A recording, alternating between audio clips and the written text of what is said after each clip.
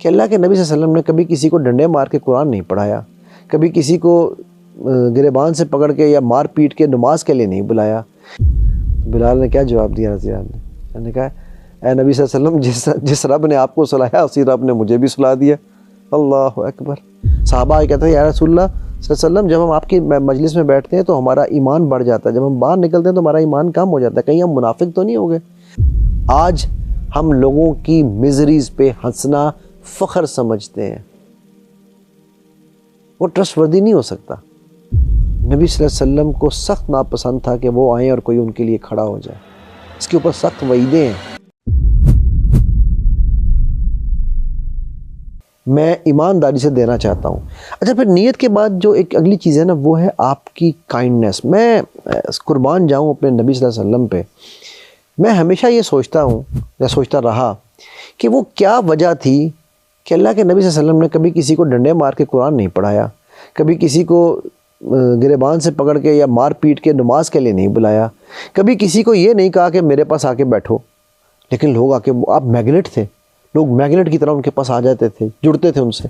صحابہ کہتے ہیں یا رسول اللہ صلی اللہ علیہ وسلم، جب ہم آپ کی مجلس میں بیٹھتے ہیں تو ہمارا ایمان بڑھ جاتا ہے، جب ہم باہر نکلتے ہیں تو ہمارا ایمان کم ہو جاتا ہے، کہیں ہم منافق تو نہیں ہو گئے؟ وہ کیا بیرومیٹر تھا؟ وہ کیا میں ایک جگہ پر نا سیشن کرا رہا تھا، اس میں کچھ حفظ کے اساتذہ بیٹھے ہوئے تھے، کچھ اس میں دوسرے اسکول کے بیٹھے ہوئے تھے، تو میں نے ان سے پوچھا، میں نے کہا آپ کیوں ٹیچنگ کے پروفیشن میں آئے ہیں؟ کہا جی اللہ کی خوشنودی کے لیے۔ میں کہا اللہ کو تو آپ کی خوشنودی نہیں چاہیے، آپ کی ٹیچنگ نہ کریں گے تو اللہ پھر بھی خوش رہے گا، آپ اور بھی ایک کام بھی کر سکتے ہیں، یہ نبی صلی اللہ علیہ وسلم کی سنت زندہ کر لیں۔ میں کہا نبی صلی اللہ علیہ وسلم کی سنت زندہ کرنے کے لیے اگر آپ آئے ہیں تو پھر سنت طریقے سے آئے نا۔ سنت طریقہ کیا تھا؟ کہ اللہ کے نبی صلی اللہ علیہ وسلم لوگوں کو مار پیٹ کر سکھاتے تھے کہ یار آپ سیکھو؟ کیا اللہ کے نبی صلی اللہ علیہ وسلم سختی کر کے سکھاتے تھے؟ کیا طریقہ کار تھا اللہ کے نبی صلی اللہ علیہ وسلم کا؟ تو جب ہم نے اس کے اوپر ریسرچ کرنی شروع کی اور جب اس کو ہم نے ڈسکس کیا تو ہمیں پتہ یہ چلا کہ اللہ کے نبی صلی اللہ علیہ وسلم سب سے پہلے لوگوں کے ساتھ ایک ریپو ڈیولپ کرتے تھے، ٹھیک ہے؟ اور وہ ریپو ڈیولپ طریقہ جو ہے نا، وہ یہ تھا کہ آپ صلی اللہ علیہ وسلم ایسے ہوتا ہے نا کہ جب آپ کو کسی سے عشق ہو جاتا ہے، محبت ہو جاتی ہے، تو پھر آپ چاہتے ہیں کہ میرے محبوب کی ہر چیز جو وہ چاہتا ہے میں اس کے مطابق کروں تاکہ میرا محبوب خوش رہے۔ یہی کانسیپٹ میرا اللہ سبحانہ و تعالیٰ کے ساتھ بھی میں اسی طرح جوڑتا ہوں کہ ہم حب اللہ کو اگر ایک سمجھ لیں تو ہم اس لیے گناہ نہیں کریں گے کیونکہ یار ہمارے محبوب کی خوشی نہیں ہے اس میں، ٹھیک ہے؟ تو آپ نبی صلی اللہ علیہ وسلم جو تھے وہ لوگوں کو اپنے ساتھ ایسے جوڑ لیتے تھے کہ اس کے بعد مثلا میں اس کی اگزامپل آپ کو دیتا ہوں، یا ابا عمیر، ٹھیک ہے؟ یہ ابو عمیر بچے کا نام تھا، اس کا پرندہ مر گیا، تو آپ صلی اللہ علیہ وسلم، اب وہ بچہ تین چار سال کا بچہ تھا، تو آپ صلی اللہ علیہ وسلم نے جب مجھے کہا کہ تمہارے پرندے کا کیا ہوا، اس کی کیا ریلیشن، کیا کنیکشن بنے گا اللہ کے نبی صلی اللہ علیہ وسلم کے ساتھ، کہ یار اتنے صحابہ چھوڑ کے ایک بچے کے بھی آپ کو فکر ہے۔ کائنڈنس، اللہ سبحانہ تعالیٰ قرآن میں کہتے ہیں کہ اگر ہم نے آپ کو جو ہے نرم زبان نہ عطا کی ہوتی تو یہ لوگ آپ سے دور ہو جاتے، ٹھیک ہے؟ اس طرح سے اس کا مفہوم ہے آیت کا۔ سو کائنڈنس بہت امپورٹنٹ ایسپیکٹ ہے ہماری نیٹ ورکنگ کے لیے۔ جب بھی آپ نے جانا اور پھر جب آپ اللہ کی رضا کے لیے جا رہے ہیں تو پھر تو ہو ہی نہیں سکتا کہ آپ سخت ہو جائیں، کیونکہ پھر آپ ہیں کون سخت ہونے والے؟ آپ کا فرض نہیں ہے نماز کی زبردستی سے ڈنڈوں سے لوگوں کو نماز پڑھانا، آپ کا فرض کیا ہے؟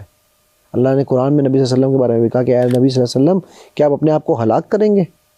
آپ کا فرض ہے پیغام پہنچانا، وما علینا الا البلاغ، ٹھیک ہے؟ سو آپ نے اپنا پیغام پہنچانا ہے۔ اینی ویز جب آپ نیٹ ورکنگ کے لیے بھی جائیں گے تو آپ انٹینشن آپ کی ٹھیک ہوگی، آپ کائنڈ ہوں گے، پھر رسپیکٹ، اللہ اکبر۔ نبی صلی اللہ علیہ وسلم کو سخت ناپسند تھا کہ وہ آئیں اور کوئی ان کے لیے کھڑا ہو جائے، اس کے اوپر سخت وعیدیں ہیں، اس کے اوپر احادیث موجود ہیں، ٹھیک ہے؟ کہ کیسے اس چیز کو ناپسند کیا گیا ہے۔ میں ڈیٹیل میں بھی نہیں جا رہا ہوں، ٹھیک ہے؟ آپ صلی اللہ علیہ وسلم جب بیٹھتے تھے تو صحابہ کے ساتھ لوگ آتے تھے تو ان کو سمجھ نہیں آتی تھی کہ یار نبی صلی اللہ علیہ وسلم کون سے ہیں بھائی، یہ سب ایک جیسے ہی لگ رہے ہیں۔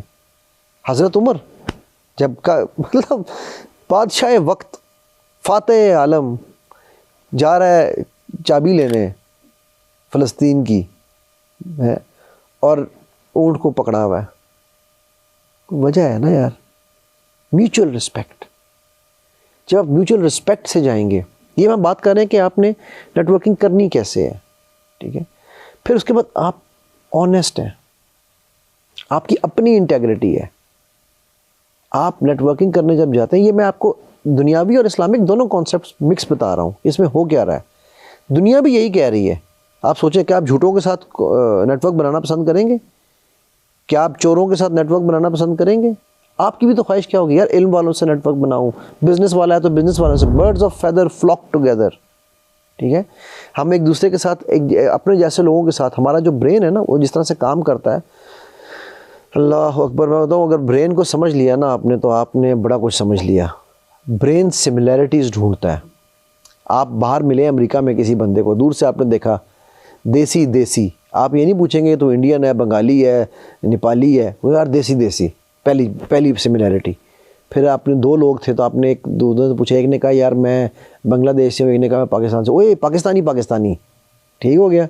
پھر آپ نے وہاں پر ایک اور لوگ سے ملے آپ، اس نے کہا یار تم کہاں سے؟ میں کراچی سے ہوں، میں لاہور سے ہوں. میں بھی لاہور سے ہوں. لاہور اکٹھے ہو گئے.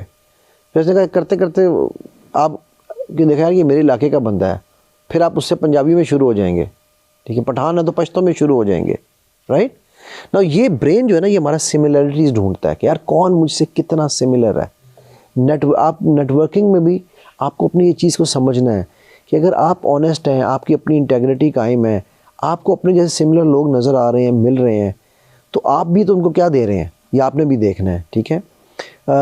پھر ایک اور چیز جو بڑی امپورٹنٹ اس کے اندر میں مینشن کرنا چاہوں گا نا، وہ ہے ایمپتھی اینڈ انڈرسٹینڈنگ. اس کی کلاسیکل اگزامپل اگر ہم سیرہ سے دیکھیں تو حضرت بلال حبشی کی اگزامپل موجود ہے.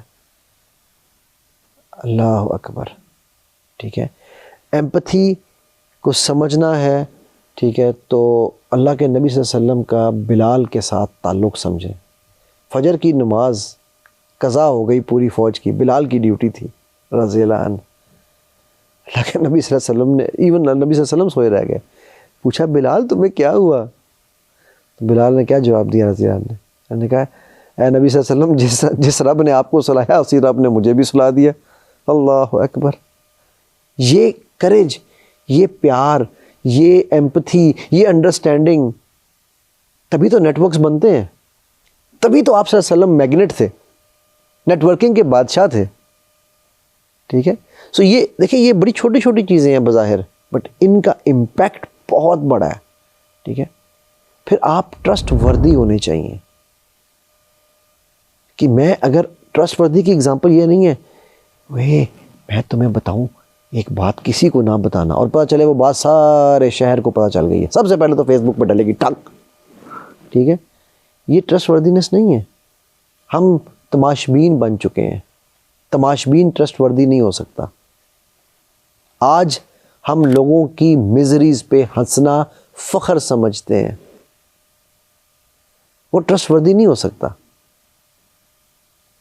پھر میں وہی بات کروں گا، ہم لینے والے ہیں، ہمیں کیا ملے گا؟ What's in it for me. یہ کانسیپٹ بڑی تیزی سے پھیل رہا ہے. What's in it for me, just reverse it. What is it I can give you and see the impact. ٹھیک ہے. پھر ہم سنسیئر ہوں. سنسیئرٹی کے اوپر تو مطلب میں اللہ کے نبی صلی اللہ علیہ وسلم کی کیا بات کروں. آپ صلی اللہ علیہ وسلم کو اپنی کاز سے سنسیئر تھے نا، کہ میرے ایک ہاتھ پہ چاند ایک ہاتھ پہ سورج لا دو، تو بھی مشن. ارادے جن کے پختہ ہوں، نظر جن کی خدا پر ہو، تلاطم خیز موجوں سے وہ گھبرایا نہیں کرتے. ٹھیک ہے. تو یہ تقریباً 5 6 7 جو ہے نا یہ بیسک پرنسپلز ہیں جو دنیا اور دین دونوں کی ہماری ایک بیس ہے نیٹ ورکنگ کے لیے.